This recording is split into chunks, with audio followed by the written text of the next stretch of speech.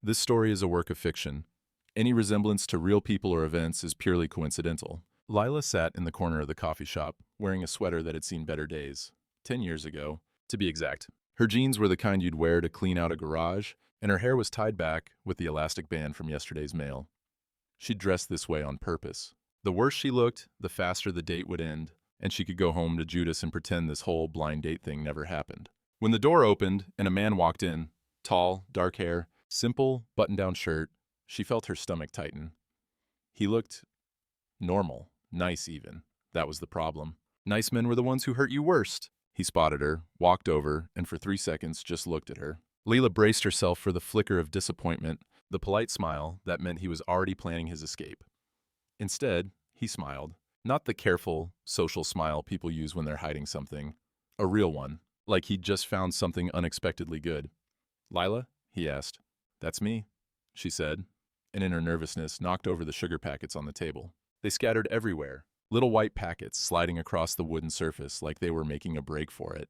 "Oh, I'm sorry, she started, but he was already helping her gather them up, his hands steady, not making a big deal out of it. "Don't worry about it," he said. "I'm Aiden." She should have been relieved that he was kind. Instead, she felt more confused. He wasn't supposed to be kind. He was supposed to take one look at her worn sweater and make an excuse about an early meeting. "Can I get you something to drink?" he asked, like this was going according to plan, like she wasn't actively trying to drive him away with her appearance. "Just coffee." "Black?" she said, because of course her coffee order was as unimpressive as her outfit. "Same," he said, and went to order. Lila watched him at the counter. He was wearing a watch, nothing flashy, and his shoes were nice, but not expensive. Through the window, she could see his car in the parking lot, an old Honda Civic. Everything about him said regular guy. And everything except the way he'd looked at her, like her worn sweater was exactly what he'd been hoping to find. When he came back with 2 coffees, they sat in silence for a moment. Not the awkward kind where you're scrambling for something to say, the comfortable kind, like they'd known each other long enough to not always need words. "So," he said finally, "you're a teacher?" "Elementary school, 3rd grade. That must be chaos." "Organized chaos," she said. "Or maybe just chaos with good intentions." He laughed, and it sounded genuine. "I work in IT," he said, which could mean anything from fixing computers to running a tech company, but she didn't ask for details. Details made things real. Real things could hurt you. That sweater looks warm," he said after a moment. Lila felt her guard go up. Was he making fun of her? But his face was open, curious.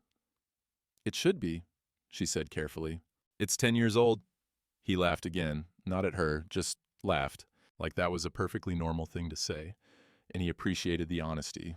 They talked for another hour, about nothing important really. Her students, his work, the weather. The kind of conversation you could have with anyone, except it didn't feel like anyone. It felt like talking to someone who wasn't trying to impress you, which meant either he genuinely didn't care what she thought, or he was so comfortable being himself that he didn't need to perform. When the date ended and they stood outside the coffee shop, Lila expected him to make a polite exit. Instead, he asked, "Could we meet again next week?" She stared at him. "Really?" "Really," he said, like it was the most obvious thing in the world. "Okay," she heard herself say, and she wasn't even sure why. As she walked to her car, she glanced back. He was still standing there, watching her go, and when he saw her looking, he waved. Just a simple wave, like they were neighbors saying goodbye over a fence. When Lila got home, Judas was waiting by the door, his orange tail swishing with impatience. She scooped him up and carried him to the couch. "Judas," she said, "I think my strategy just backfired." The cat blinked at her slowly, unimpressed. "I dressed like I was going to paint a house, and he asked for a second date. What does that mean?" Judas yawned, showing all his teeth, and Lila laughed, despite herself. "You're right. I'm overthinking this." But she wasn't, because for the first time in 2 years, she felt something other than careful. She felt curious, and curiosity was dangerous. Curiosity was how she'd ended up losing $200,000 to a man who'd said he loved her. She made herself a cup of tea and looked around her small apartment. Books everywhere, a kitchen that smelled like the soup she'd made 3 days ago, a life that was small and safe and entirely hers, a life that a man in a Honda Civic had just walked into, wearing a smile she couldn't quite figure out. This wasn't supposed to happen like this. 2 months earlier, Lila's alarm went off at 5 in the morning, and approximately 3 seconds later, Judith started scratching at the bedroom door. This was their routine: alarm, cat, existential dread, coffee. In that order, she shuffled to the kitchen and started the coffee maker, the sound filling the small apartment like a promise that consciousness was coming. While it brewed, she sat at her tiny table and spread out her lesson plans. Today, they were starting fractions. Third graders and fractions were like oil and water, but at least it kept things interesting. Judas jumped onto the table and sat directly on her papers. "Judas, I'm working." He looked at her with the kind of disdain only cats can manage and stayed exactly where he was. "Fine," she said, working around him. "But if Mrs. Patterson asks why my lesson plan has paw prints on it, I'm blaming you." The coffee finished brewing, and she poured herself a cup, black, standing by the window to watch the sunrise. Her apartment was small, a studio really, with a kitchen that was more of a suggestion than a room, but it was hers. Every piece of furniture, every book, every chipped mug had been earned with her own money. No one could take it away. No one could steal it and disappear in the middle of the night. She shook her head. That was 2 years ago. She was supposed to be over it by now. At school, her classroom was a riot of color and noise. 23 third graders, each one a complete person with complete opinions about everything. "Ms. Lila," Mia waved her hand frantically. "Do you have a boyfriend?" The class went silent. 23 pairs of eyes suddenly very interested in her answer. "I have a cat named Judas," Lila said, writing the day's objective on the board. "That's not a boyfriend," Mia said, like Lila had missed something fundamental about the world. "He lives with me, judges my life choices, and ignores me when I need attention. Close enough?" The kids laughed, and she felt that warm feeling she always got teaching. These kids, their questions, their terrible jokes, their genuine excitement when they finally understood fractions. This was why she was here. This was the part of her life that worked. At lunch, Sarah cornered her in the teacher's lounge. "So, blind date tonight?" Lila groaned. "Don't remind me. You're still doing the ugly sweater thing?" "It's not ugly, it's worn." And Lila, "It's actively trying to escape your body. There's a hole in the sleeve." That's character," Lila said, defensive. "And yes, I'm wearing it. If he can't handle me looking normal, then he's not worth my time." Sarah gave her a look. "You're not looking normal. You're looking like you gave up." I prefer to think of it as filtering," Lila said. "If he's only interested in polished and perfect, he'll leave. Everyone wins. And what if he's interested in real?" "Then I'll deal with that if it happens," Lila said, though she doubted it would. She'd learned her lesson. David had seemed interested in real too. Turned out he was interested in her bank account and her tendency to trust people. By the time she'd realized what was happening, he'd taken everything and disappeared. The police said there wasn't enough evidence. Her lawyer said she could sue, but lawsuits cost money she didn't have anymore. So now she had a payment plan with a debt collection agency and a wardrobe designed to repel men. It wasn't perfect, but it was safe. That evening, after school, Lila went home and made soup. She always made soup when she was nervous. Something about the repetitive motion, chopping vegetables, stirring the pot, calmed her down. She'd made so much soup in the last 2 years that her freezer looked like a doomsday prepper's bunker. Judas sat on the kitchen counter, watching her with those judgmental orange eyes. "Don't look at me like that," she told him. "I'm going on the date. I promised Sarah." Judas flicked his tail, unimpressed. "Fine, I promised myself I'd try. One date. If it's terrible, I never have to do it again." She finished the soup, put it in the fridge for later, and looked at the clock. Still an hour before she had to leave. She picked up her phone, pulled up her mother's number and stared at it. She wanted to call, wanted to hear her mom's voice, to tell her about the date, to admit that she was scared of being hurt again. But if she called, her mom would ask, "How are you?" And Lila would have to say, "I'm fine." And they'd both know it wasn't entirely true. She put the phone down. Judas meowed, demanding attention, and she scratched behind his ears until he started purring. "Just us," she told him. "That's easier, isn't it?" The cat closed his eyes, content, and Lila tried to feel the same way. Aiden's world. In a glass office downtown, Aiden Redhawk sat at the head of a conference table, listening to his CFO explain why their quarterly projections were off by 3%. The entire room was filled with people in expensive suits, holding expensive coffee, sitting in expensive chairs. Everything about this building screamed money. Aiden nodded at the appropriate moments, asked the right questions, made a decision that would affect hundreds of employees. This was what he did. This was what he was good at. The meeting ended, everyone filed out, and Aiden sat alone for a moment, looking out at the city. 32 floors up, the world looked small and manageable. Down there, people were living their lives without billion-dollar decisions or board meetings. They were buying groceries, walking dogs, having coffee with friends. They were real, and he missed real.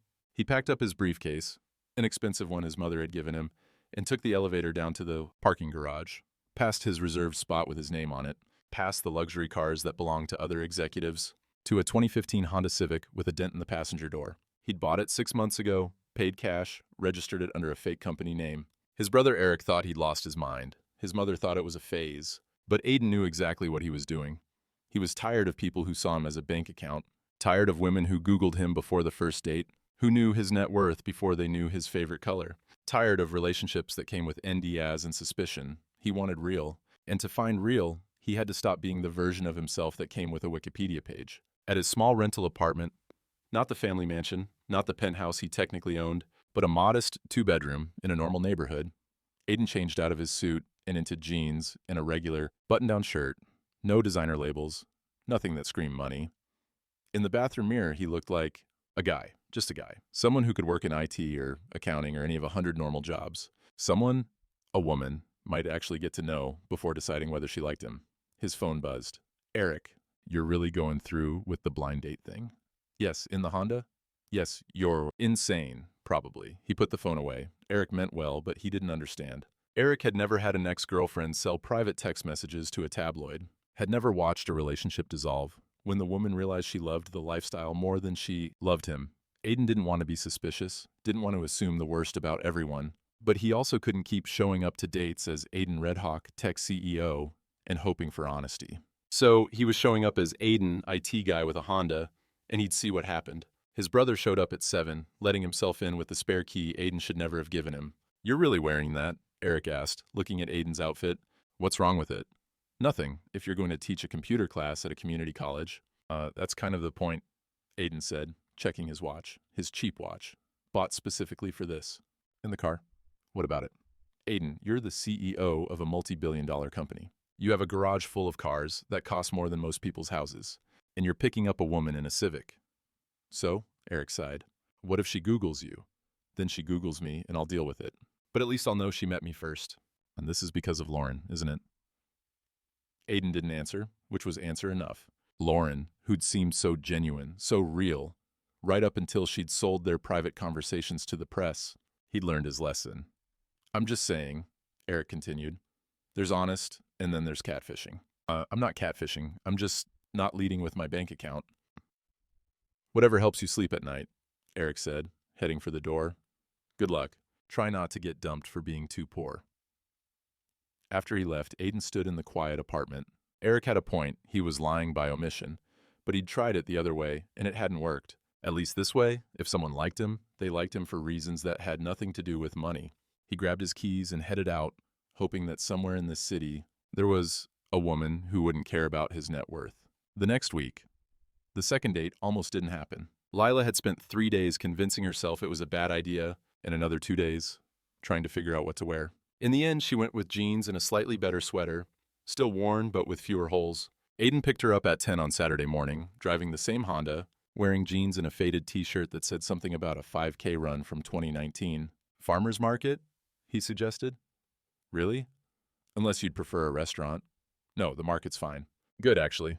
Because a restaurant meant sitting across from each other with nothing to do but talk, and that felt dangerous. The market meant they could walk, look at things, use vegetables as conversation buffers. The market was crowded, full of families and couples and people buying organic lettuce like it would save them. Aiden navigated through it easily, stopping at a tomato stand.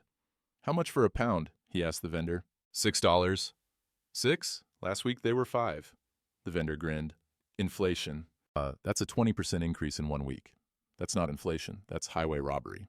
Lila watched, fascinated, as Aiden haggled over tomatoes like he was negotiating a car purchase. He got them for $5.50, declared it a victory, and turned to her with a smile. Gotta know your worth, he said. Lila laughed, despite herself. Do you always negotiate produce prices? Only when I'm being gouged. An older woman at the next stand had been watching them. Your husband's got spirit, she said to Lila. Lila felt her face go red. Oh, he's not. We're not. Not yet, the woman said with a wink, and moved on before Lila could correct her. Aiden was trying very hard not to smile. Don't, Lila warned. I didn't say anything. You were thinking it. I was thinking about tomatoes. Liar. You. They walked through the rest of the market, buying vegetables neither of them probably needed, and it felt, normal, easy. Like they were just two people on a Saturday morning, not two people on a date where both of them were hiding things. Do you cook? Aiden asked as they walked back to his car, arms full of produce. Mostly soup. You? I try. It doesn't always work out. What does that mean? Come over, and I'll show you. And somehow Lila found herself saying yes. Aiden's apartment was small but clean. A couch, a TV, a kitchen that looked barely used. The kind of place someone lived when they worked too much to care about decoration. Nice place, Lila said, because she didn't know what else to say. It's temporary, he said, which could mean anything. Want to help me make sandwiches? Sandwiches? I know, it's ambitious, but I think we can handle it. He was joking, but as Lila watched him try to assemble a basic sandwich, she realized he actually didn't know what he was doing. He was treating it like a complicated recipe, measuring ingredients, checking the alignment of the lettuce. You're overthinking it, she said. There's a method. It's bread and filling. There's no method. That's what someone who's good at it would say. She took over, showing him how to layer things so they didn't fall apart, and he watched like she was demonstrating advanced mathematics. He made 3 more sandwiches, each one a disaster in a different way. How do you survive? Lila asked, genuinely curious. I eat out a lot. That's expensive. It's worth it to avoid food poisoning. She laughed, and the sound surprised her. When was the last time she'd laughed like this? Genuinely, without thinking about it? They ate the sandwiches at his small kitchen table, and they were objectively terrible, but somehow that made them better. You work in IT, Lila said. What kind? Software, system architecture mostly. It's boring. It didn't sound boring. It sounded like the kind of job that paid well, but not suspiciously well. The kind of job that would explain the nice but not too nice watch, the modest apartment, the Honda, and you teach 3rd grade, Aiden said. That doesn't sound boring. It's not. It's exhausting and wonderful, and sometimes I want to scream, but it's not boring. What made you want to teach? And just like that, they were talking, really talking, about her students, about his work, about nothing and everything. The kind of conversation where you look up and realize an hour has passed. When Aiden drove Lila home, it was late afternoon, and the light was that golden color that made everything look softer. He walked her to her door, and she fumbled with her keys, nervous in a way she hadn't been at the market or in his apartment. The door opened, and Judas appeared immediately, orange and judgmental. This is Judas, Lila said. Aiden bent down to pet him, and Judas, in a move that surprised no one who knew him, scratched Aiden's hand and darted away. Judas! Lila was mortified. I'm so sorry. He doesn't like strangers. Or he sees me as a threat to his territory, Aiden said, looking at his hand. It wasn't bleeding, just a light scratch. That's fair. I respect it. You respect being scratched? I respect boundaries, he said, smiling, even feline ones. Lila laughed again, and she was starting to worry about how often she was laughing around this man. I should go, Aiden said, but he didn't move. Neither did Lila. They stood there, in her doorway, with Judas watching from the couch like a furry chaperone, and for a moment, it felt like something should happen, something significant. But Aiden just said, next week? Yeah, Lila said, next week, but maybe skip the tomato soup. Deal. She watched him walk to his car, and she noticed, not for the first time, that he walked like someone who was comfortable in his own skin, like he knew exactly who he was and didn't need to prove it to anyone. That should have been reassuring. Instead, it made her more suspicious. Nobody was that comfortable unless they were hiding something. 3 weeks later, over the next 3 weeks, Aiden and Lila texted every day. Not constantly. He wasn't one of those people who needed minute-by-minute updates, but regularly. Little check-ins that became part of her routine. How's your day? Chaotic. How's yours? I broke a keyboard. How do you break a keyboard? Long story. Did Judas forgive me yet? Never. He holds grudges. Respect. Sarah noticed? You're smiling at your phone? I am not. Well, you literally just smiled at your phone. Lila put it in her pocket.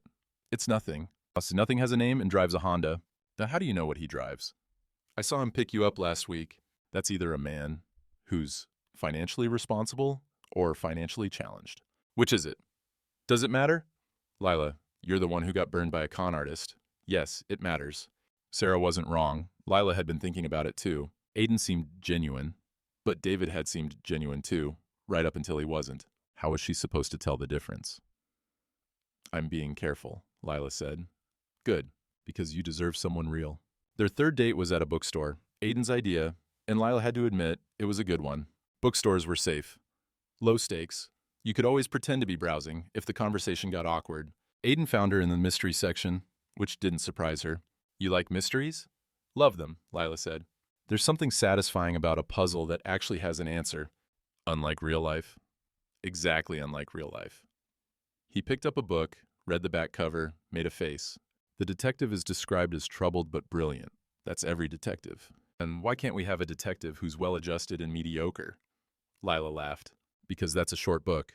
The detective felt fine about everything and solved the case through adequate effort. The end. I'd read that, liar. When he bought her a mystery novel, not an expensive one, just a paperback, and when she tried to pay him back, he said, "It's $12. Let me buy you a book."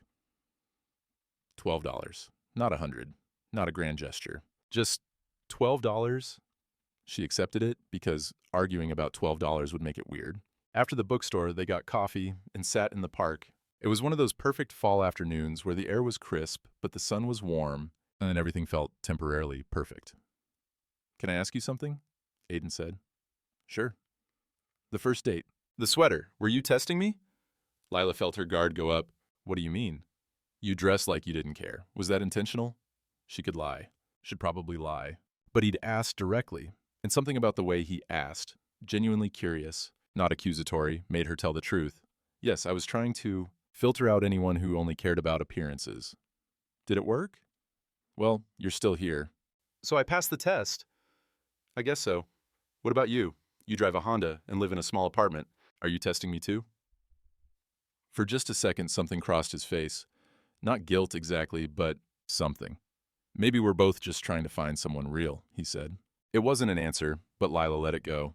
Everyone had their reasons for being careful. A few days later, Sarah cornered Lila at school pickup time. "That him?" Lila looked where Sarah was pointing. Aiden was standing by the school gate, hands in his pockets, waiting. He looked so normal standing there, like he could be any parent picking up their kid. "Yeah, that's him." He's cute." Sarah. But before Lila could finish, her students had spotted Aiden. "Miss Lila!" Mia ran up. "Is that your boyfriend?" 23 pairs of eyes swiveled to look at Aiden, who waved awkwardly. "He's a friend," Lila said, which was technically true. "But you said you only have Judas." Another student protested, like Lila had betrayed them with this new information. "I can have more than one friend." "But is he your boyfriend?" Mia insisted. "Mia, go home. Your mom's waiting." The kids scattered, giggling, and Lila walked over to Aiden, her face red. "Sorry about that." "Don't be. They're fun. They're nosy. They care about you. That's nice." They walked to his car, and Lila felt Sarah watching them from the school entrance, probably already planning the interrogation for Monday. That evening, Aiden drove Lila home, and they sat in her apartment, Judas between them on the couch like a furry chaperone. "He's warming up to you," Lila said. "He hasn't scratched me in 3 minutes. That's progress." They were sitting close enough that Lila could smell his cologne, something subtle and clean, and she realized she was leaning toward him without meaning to. Aiden noticed too. He turned toward her, and the space between them suddenly felt very small. From somewhere near the door, Judas let out a loud, persistent meow, then another. Then he started scratching at the door like the apartment was on fire, and he needed out immediately. The moment broke. Lila and Aiden both looked at the cat, then at each other, and started laughing. "I think he's telling me to leave," Aiden said. "He's very subtle." Aiden stood, and Lila walked him to the door. He stopped in the doorway, looked back at her, and smiled. "See you next week?" "Yeah, next week." After he left, Lila picked up Judas and looked him in the eye. That was intentional, wasn't it?" Judas purred, pleased with himself. "You're the worst wingman ever," she told him, but she was smiling. Because even though the moment had been interrupted, it had still been a moment, and maybe that was enough for now. 2 months in, the letter arrived on a Tuesday. Lila had just gotten home from school, arms full of papers to grade, when she saw it on her kitchen counter where she'd left her mail that morning. A white envelope from National Debt Recovery Services. She knew what it was before she opened it. The monthly reminder that she still owed $186,000. That her payment plan was on track, but barely. That this debt would follow her for years. She opened it, read the number, and shoved it in a drawer. Judas jumped onto the counter and sat exactly where the letter had been, like he could make it disappear through the power of feline stubbornness. "Thanks, buddy," Lila said, scratching his ears. "But it doesn't work like that." Her phone buzzed. "Aiden, dinner tonight?" She looked at the drawer where the letter was hidden, at her small apartment, at the life she'd carefully built from the ruins of her last relationship. "Can't. Tired." "Everything okay?" "Fine. Just a long day." 3 dots appeared, disappeared, appeared again. Finally, "Okay, Let me know if you need anything. She put the phone down and made soup. Chicken noodle this time, enough for 3 meals. While it simmered, she sat on the couch with Judas and stared at nothing in particular. The thing about debt wasn't just the money, it was the constant reminder that she'd been stupid, that she'd trusted someone who didn't deserve it, that she'd let herself be fooled, and now she was falling for someone else. And she didn't even know if he was real. Across town, in a penthouse office, Eric Redhawk was doing something he knew his brother would kill him for. He was running a background check on Lila Morningstar. It wasn't that he didn't trust her. It was that he didn't trust anyone, and Aiden was his brother, and someone needed to make sure this woman wasn't after the family money. The report came back clean. Elementary school teacher, good credit, no criminal record, everything looked normal, until he got to the financial section. $200,000 in debt, payment plan established 2 years ago, victim of financial fraud, report filed, but no charges pressed. Eric stared at the screen. This complicated things. On one hand, she was a victim. Someone had stolen from her, and she was working to pay it back. That was admirable. On the other hand, $200,000 was exactly the kind of debt that might make someone interested in dating a billionaire. He called Aiden. We need to talk. I'm busy. She's in debt. $200,000. Silence on the other end of the line. Aiden, how did you find that out? Does it matter? Yes, it matters. I told you not to investigate her. And I told you that you're being naive. She's in massive debt, Aiden. Think about what that means. It means she's had a hard time. It doesn't mean she's a gold digger. You don't know that, and you don't know she is. More silence. Then Aiden said, delete the report. Aiden, delete it. This is my life, not yours. He hung up. Eric sat in his office, looking at the screen, and didn't delete it, because someone needed to protect Aiden, even from himself. At her apartment, Lila was watching a movie she wasn't paying attention to when her phone rang. Aiden. She almost didn't answer, but ignoring him felt worse than talking, so she picked up. Hey, you okay? Yeah, why? You seemed off earlier. Just tired. Lila, if something's wrong. Nothing's wrong, I'm fine. She could hear him not believing her. Okay, but if you need anything, I know, thank you. After they hung up, Lila sat in the dark and wondered what he'd think if he knew about the debt, if he knew she'd been so stupid, she'd let someone steal her entire savings. If he knew she was still paying for that mistake, would probably be paying for it for the next decade. Would he still smile at her the same way? Probably not. The next time they saw each other, Lila tried to act normal. They went to a park, walked around the lake, talked about nothing important, but she could feel herself putting distance between them, brick by brick. Look at that dog, she said, pointing. A golden retriever was running through the grass, tongue out, completely joyful. That one looks like Judas if Judas had dignity. Aiden laughed. Judas has dignity. He's just selective about when he shows it. That's one way to describe a cat who eats his own whiskers. But he does what? I don't know why. I came home one day and he just chewed off half his whiskers. The vet said it was stress. What was he stressed about? Being a cat, probably. It's a hard life. Aiden smiled, and Lila felt the distance close a little. This was easier. Jokes about cats, surface level, safe. But then Aiden said, well, my mom wants to meet you. And the distance slammed back, wider than before. What? Family dinner. Next Saturday. Nothing fancy, just dinner. Aiden, I don't think. I know it's fast, but they've been asking, and I'd like you to meet them.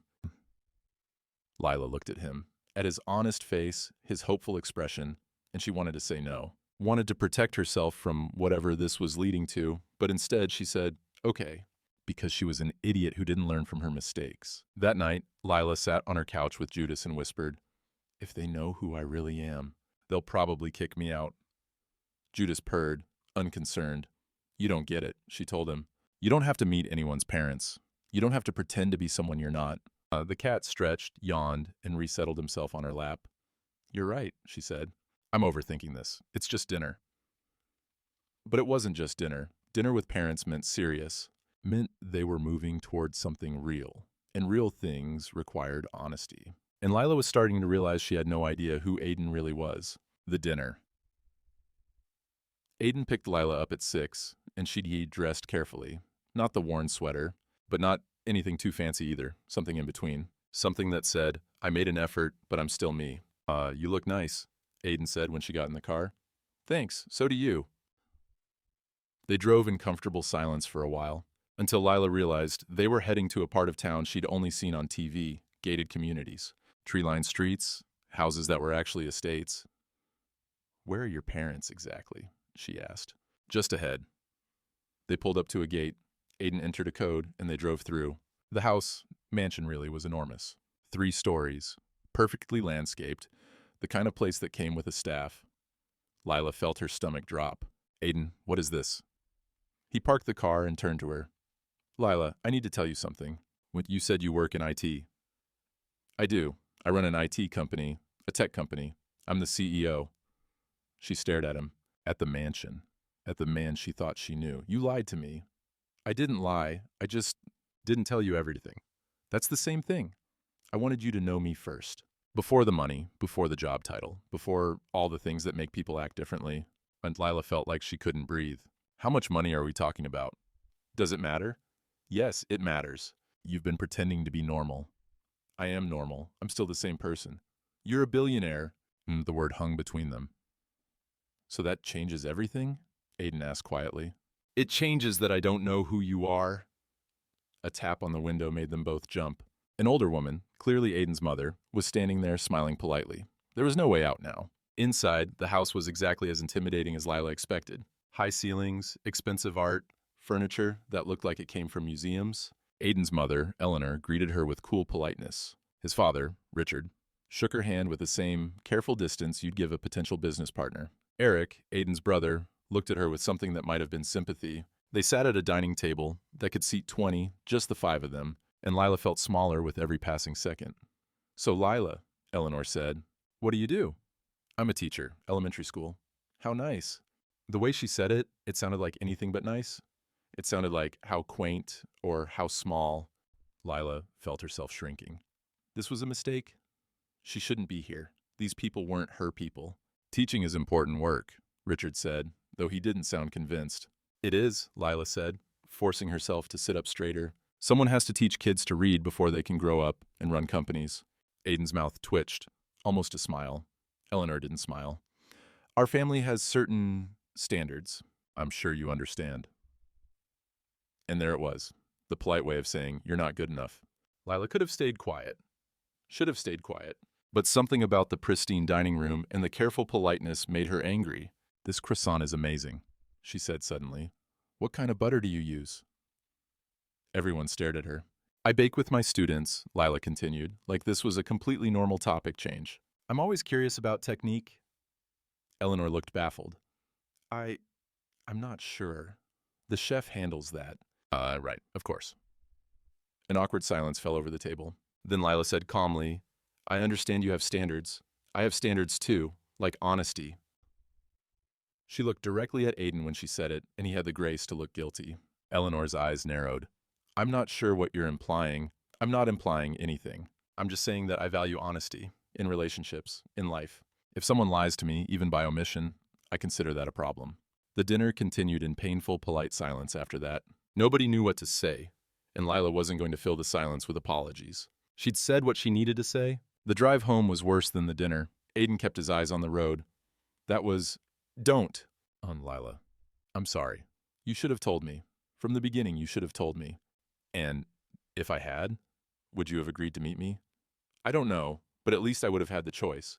They pulled up to her apartment. Lila got out without saying goodbye. Lila, wait. I need time, she said, and went inside. Inside her apartment, Judas was waiting. She picked him up, held him close, and sat on the couch. She didn't cry. Crying would mean she'd been invested, and she couldn't admit that yet. Instead, she sat in the dark and thought about the mansion, about the family who looked at her like she was a problem to be solved, about Aiden, who'd seemed so genuine, who'd been lying the whole time, not lying, omitting. There was a difference, technically, but it didn't feel different.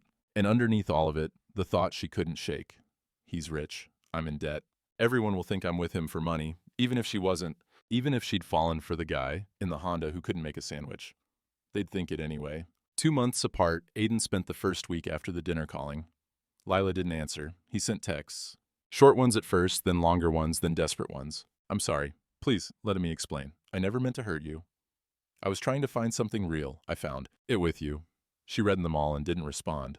Eric found him in his real office, the penthouse one, staring at his phone. She's not answering, is she? No. Maybe it's for the best. Aiden looked at his brother. You knew about the debt. I did. And you thought she was using me. I thought it was a possibility. She wasn't. She would never have asked for money. She probably would have broken up with me before letting me help. How do you know? Because that's who she is. Aiden set his phone down, and I ruined it. Eric sat down across from him. So, what are you gonna do? Nothing. She asked for space. I'm giving her space. That's it? What else can I do? I can't force her to forgive me. I can't throw money at the problem. That's what got me here in the first place. So, you're just giving up? I'm respecting her boundaries, Aiden said. That's what she needs right now, and even if it killed him. At home that evening, Aiden tried to cook, tried to make soup, actually, because it seemed like something Lila would do. He burned the pot. Eric, who'd followed him home because he was worried, found him in the kitchen, staring at the ruined soup like it had personally betrayed him. Still thinking about her? Eric asked. How did you know? You only cook when you're in love, and you only burn things when you're sad. Aiden laughed, a short, bitter sound. That's pathetically accurate. You really care about her. Yeah, and so fight for her. I am, by leaving her alone. Eric shook his head but didn't argue. Sometimes the hardest fight was the one where you did nothing. Lila went back to her life.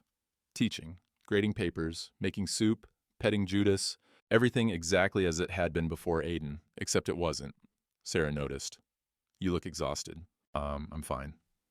You haven't been fine since that dinner. What happened? He lied to me. About everything. About who he is. Everyone lies.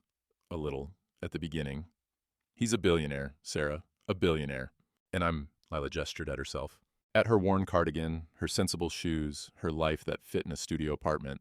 I'm this. And so? So people will think I'm with him for money.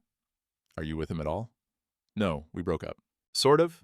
We weren't really together, so I guess we just stopped. Sarah pulled her into a hug, and Lila let herself be hugged, which was as close to crying as she was going to get. One Tuesday evening, Lila was at the grocery store, buying ingredients for yet another batch of soup. When she saw him, Aiden was standing in the canned goods aisle, holding a can of tomato soup, looking at it like it contained the secrets of the universe. Lila froze. She could leave, turn around, go to a different aisle, pay for her stuff and leave. He might not even see her. But before she could decide, they both reached for the same can of soup at the same time. Their hands touched. They both pulled back, startled, and looked at each other. Hey, Aiden said. Hey. 3 seconds of silence. It felt like 3 years. How have you been? He asked. Good. You? Good. Another pause. This was excruciating. Are you still trying to cook? Lila heard herself ask. Still failing, he said, holding up the can.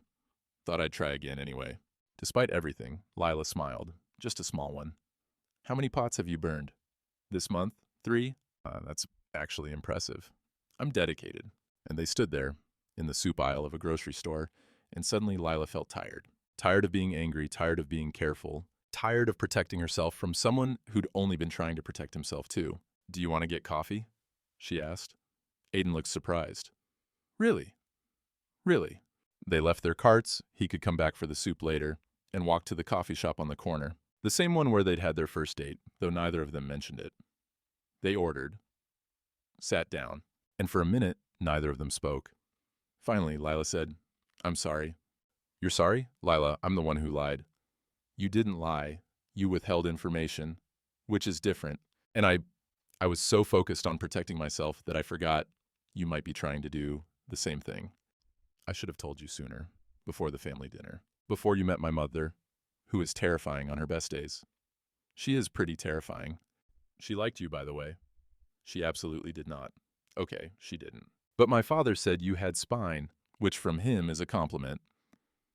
Lila laughed despite herself. I shouldn't have brought up the butter. No, that was perfect. You have no idea how confused she was. They smiled at each other, and it felt like something unlocking. I missed you, Aiden said quietly. I missed you too. But, Aiden, I need to tell you something. Okay. I'm in debt, $186,000. My ex-fiancé stole my savings, and I've been paying it back ever since. That's why I live in a tiny apartment and dress like I do and make my own soup. That's why I was so careful about dating, because the last person I trusted destroyed my life, and I was terrified of it happening again. She waited for him to look shocked, disappointed, concerned in the way that meant he thought she wanted his money. Instead, he said, I know. You know? My brother ran a background check. I didn't ask him to, and I was furious when he did, but I know. And you didn't say anything? It's your story to tell, not mine to ask about. Lila felt something shift in her chest. I don't want your money. I know. I would never ask you to pay off my debt. I know that too. Then why did you keep calling? Why did you want to fix things? Because I wasn't calling to offer money. I was calling because I missed you. The woman who dresses in worn sweaters and talks to her cat like he's people and teaches third graders fractions. The woman who asked my mother about butter in the middle of a tense dinner. That's who I missed. The money, the debt, none of that matters to me. It matters to me. I know. And I'm not going to try to fix it. I'm not going to pay it off or solve your problems. I'm just asking if you want to try this again, the right way this time, with honesty. Lila looked at him. At his honest face, his expensive but trying not to be obvious watch, his terrible ability to cook, at the man who'd driven a Honda to impress her, who'd let her teach him to make sandwiches, who'd never once made her feel less than whole. I'm scared, she admitted. Me too. But I want to try. Yeah? Yeah. They sat there, in the coffee shop where it had all started. And this time when they talked, there were no secrets between them, just two people who'd been hurt before, being brave enough to try again. It wasn't perfect, but it was real. And real was what they'd both been looking for all along. 6 months later, Lila was erasing the whiteboard when she heard footsteps in the classroom. She turned, expecting the janitor. It was Aiden. What are you doing here? She asked, smiling. Did you get lost looking for the IT department? Something like that. He walked into the classroom, looking at the drawings on the walls, the desks arranged in clusters, the organized chaos of a third-grade classroom. I like your classroom, he said. It's a mess. It's lived in. That's different. He stopped in front of her desk, and Lila noticed he looked nervous. Everything okay? She asked. Yeah, I wanted to ask you something. He reached into his pocket and pulled out a small box. Lila's heart stopped. Aiden, would you like to try loving me the right way? She looked at the ring in his hand. It was simple, a single stone, nothing ostentatious. The kind of ring that said, I know you, not, I'm trying to impress you. What's the right way? She asked, her voice shaky. I don't save you. You don't have to prove anything. Just us, being real with each other. Lila felt tears forming, which was ridiculous because she didn't cry, except apparently she did now. I'm still going to live in my tiny apartment, she said. Okay. And I'm still paying off my debt myself. I know. And Judah still hates you. That's fair. But yes, I want to try. He slid the ring onto her finger, and it fit perfectly, like maybe he'd been paying attention all along. 1 year later, Lila still taught third grade, still wore her worn sweaters to work, still made soup every week and froze half of it. Aiden still ran his company, still occasionally drove the Honda because he claimed it had character, still couldn't cook to save his life. They got married in a small ceremony, nothing fancy, much to Eleanor's dismay, just close friends, family, and one very judgmental orange cat who served as ring bearer and took the job way too seriously. Together they established the Lila Morningstar Foundation, dedicated to helping teachers who'd been victims of financial fraud. It was Aiden's idea, funded by his company, named after her because, as he said, your story matters. Every month, Lila made a payment on her debt, not because she had to anymore. Aiden had offered to pay it a dozen times, but because she needed to prove to herself that she could fix her own mistakes. And every month, Aiden let her, because he understood that sometimes love meant stepping back and letting people save themselves. On Sundays, they made soup together. Well, Lila made soup and Aiden supervised, which was code for stayed out of the way and didn't burn anything. And Judas eventually tolerated Aiden's presence, allowing exactly 5 minutes of petting per day, always on Judas's terms. It wasn't the life Lila had imagined when she'd walked into that coffee shop in her ugly sweater, hoping to drive away a stranger. But it was real, messy and imperfect and completely genuinely real. And in the end, that was all either of them had ever wanted. A small thought to sit with. There's a moment in every relationship where you have to decide, do you want someone perfect or someone real? Perfect is easier to imagine. Perfect doesn't come with debt or ugly sweaters or cats that hate you. Perfect doesn't have a past or baggage or reasons to be careful. But real is someone who makes terrible soup and still tries. Real is someone who lets you pay your own debts even when they could write a check. Real is learning that love isn't about saving each other, but about standing beside each other while you both figure things out. Lila learned that you could dress in your worst sweater, show your least impressive self, and still be wanted, not despite your imperfections, but because of the honesty they represented. Aiden learned that you could have all the money in the world and still need to prove yourself. That real connection doesn't come from what you have, but from who you are when you have the courage to be vulnerable. They both learned that sometimes the people we're trying to protect ourselves from are really just protecting themselves from us. Love isn't about being perfect. It's about being real enough to mess up, brave enough to admit it, and willing enough to try again. Some things don't need to end perfectly. They just need to be real enough to last. This story is a work of fiction. Any resemblance to real people or events is purely coincidental.